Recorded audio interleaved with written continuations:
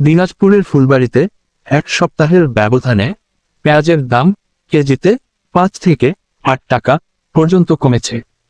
স্থানীয় ব্যবসায়ীরা জানিয়েছেন, হাটবাজারে নতুন হালি জাতের পেঁয়াজের সরবরাহ বৃদ্ধি পাওয়ায় দাম নিম্নমুখী হতে শুরু করেছে।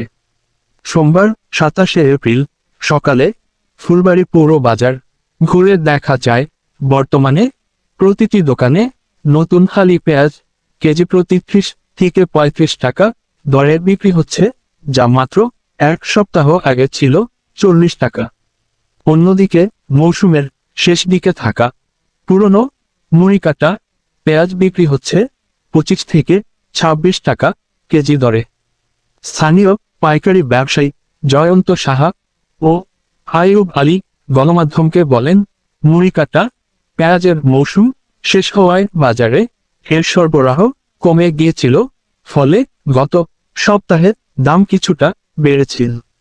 তবে বর্তমানে নাটোর, রাজশাহী ও পাবনা সহ দেশের বিভিন্ন অঞ্চল থেকে নতুন হালি পেঁয়াজ বাজারে আসায় দাম দ্রুত কমে গেছে। পৌর বাজারের বিক্রেতা হারুন-উর রশিদ গণমাধ্যমকে জানান, বর্তমানে মোকামে পেঁয়াজের আমদানি অনেক বেশি। আগে প্রতি মণ পেঁয়াজ 1000 থেকে 1300 টাকায় কিনতে হলেও এখন তা 800 থেকে 1000 টাকার মধ্যে পাওয়া যাচ্ছে। সরবরাহের এই ধারা অব্যাহত থাকলে অদূর ভবিষ্যতে দাম বাড়ার কোনো সম্ভাবনা নেই।